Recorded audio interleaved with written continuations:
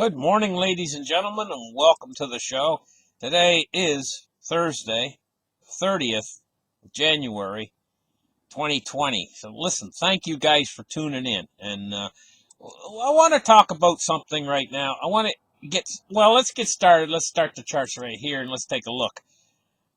This is the gold price today. But, we've seen the gold price go back up to the top end of its range, around 1573 right now. You see the green there. It's right up at the top of its range.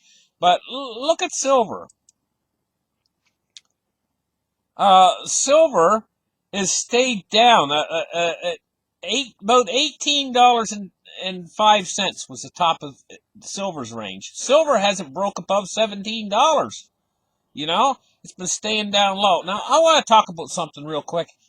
Silver is the supply of silver that's available for sale at any particular time on the world market.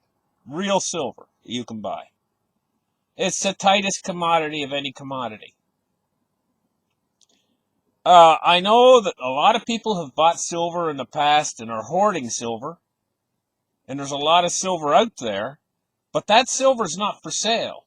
That silver is in private possession. It's in strong hands. They're not going to let go of their grip of it. The silver that's actually out there, that's on the market, that's available for sale, most of it has come from mines quite recently. In other words, it's just been mined out of the earth in the last year. The biggest chunk of that is used up in industry. Industrial demand for silver is very great, right? And so that available silver that's available for sale is such a tight market. It's such a tight market, quite seriously. A billionaire could come along.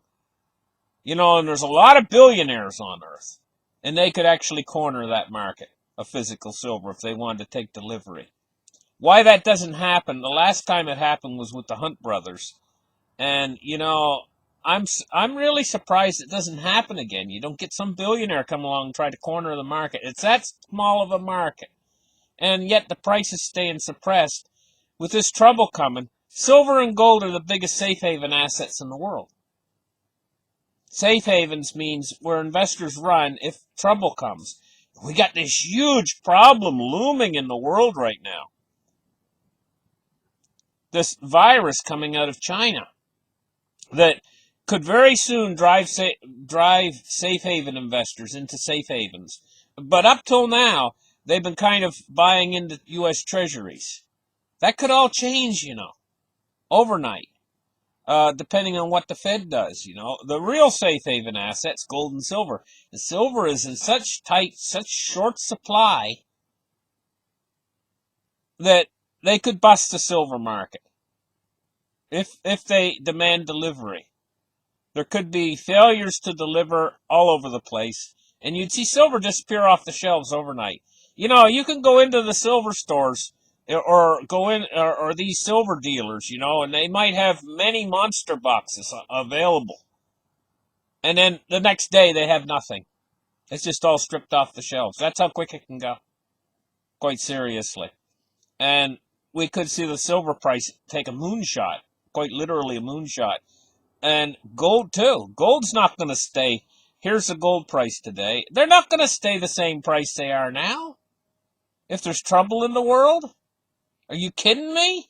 And I'm amazed that the investors have stayed this calm, considering what's going on out there right now. I'm absolutely astounded that investors have stayed as calm as they have, and that they've stayed risk on, deep into this crisis that's unfolding. Anyway, so we're taking a look today at this gold price, and we're looking at 1576. And silver today, we're looking at 1784. Completely out of whack on price. It's an inverse bubble. It's the opposite of a bubble that's been blowing up with money. This is something that the money's all been drained out of it. It's ridiculous. Let's take a look now at cryptocurrencies. Cryptocurrencies has been catching a bid. Honest to gosh, been catching a bid. 257. billion for the industry. Now it's 257.1 billion for the industry. I just refreshed the page. So it is going up right now. 66.2% Bitcoin dominance. And we're looking at 93.56 per coin. Oh my goodness. I remember, back when they were like $60 a coin. It's 93.56. Oh, that's sick. The price is so high, it's sick. Ethereum 176, XRP 23.6 cents. Bitcoin Cash is $384, $295 for Bitcoin SV. Litecoin is 6407. Oh wow, Litecoin's really catching a big bid. It was like when I went to bed last night, it was like $59 and something. Now it's 6407. EOS is $4.19. Binance Coin is 1811. Cardano is 5.4 cents. Ethereum Classic is $12. Tron is 18.6 cents. Stellar is 6.1 cents. Monero is $69. And to finish off with Dash is $123. So there's your top coins for today. Now let's take a look at the Dow Jones. It's only off 55 points. Can you believe that? With a crisis ensuing, a mega crisis, a tidal wave of a crisis ensuing, and the Dow is only off 13 points now. Maybe we'll have an update on the Dow today. Realization at a certain point is going to dawn on them that if the virus continues to spread through the East, and there's no reason to believe it's in every province of China now, crying out loud, and it's spreading to other countries, in the East viciously. If it continues to spread like that, it basically shuts economies down. Quite literally. It probably shuts them down by, I'm going to estimate, by 80%. Now, can you imagine if world GDP drops by 80%? Global GDP, is this market going to stay inflated? What are these people thinking? Well, there's only one way it can stay inflated, guys. And that's if the Fed entirely takes control of it and inflates it themselves through the Exchange Stabilization Fund or the Plunge Protection Team or whatever. If they completely inflate it themselves. But what is it then? Is it really a market? Why even call it market at that point if they inflate it themselves? I don't think they're going to be able to. Tell you the truth, I think the market's going to drop. And I think because it's held off so long, I think that this drop is going to be absolutely phenomenal. In other words, a crash. And I think it's imperatively it's so close. Anyway, let's take a look now at crude oil, down $1.29. Now, I told you guys crude oil was going to drop because of this crisis. But what's astounding me is that the market's still holding up there in the stratosphere. It really is right now at this moment a Wile E. Coyote moment. Honest to gosh. 52.04 for oil. Oil prices are dropping, and the reason why oil prices are dropping is as this crisis ensues and economic activity draws back, people don't need as much oil. And we have an overproduction of oil anyway. Even when we were using a lot a couple months ago, it was still, we had inventory builds. So what's going to happen when people most people just stay home? They don't want to catch virus or whatever. They're not going to be going out in their cars or trucks or using oil very much, and oil prices will drop like a stone. Let's take a look now at U.S. Treasuries.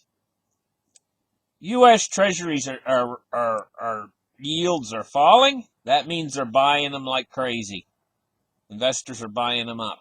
And what they've done is they've re-caused the yield curve inversion again. The yield curve is now inverted. It's all the way out to the 30-year. It's inverted. Look at these yields. The U.S. 6-month is paying as much as the U.S. 10-year. And the U.S. 1 month is paying as much as the 10-year. In fact, it's absolutely ridiculous. The fact that you're not going to make any yield on leaving your money for 10 years. You're going to make such a peasily little yield. It's unbelievable. So now let's take a look at the U.S. dollar index. 97.97 today. And it's moving up right at this minute, the U.S. dollar. So listen, thank you guys for listening to this show. If you want updates on what's happening with the virus, go to my channel, Glenn Travels America. Just type into YouTube, on the search engine on YouTube, Glenn Travels, and you won't even get halfway through Travels, and you'll see it there, Glenn Travels America. And that's where I'm covering the virus. And thank you guys for listening to the show. Like and subscribe, and we'll catch you guys in the next episode. Bye-bye.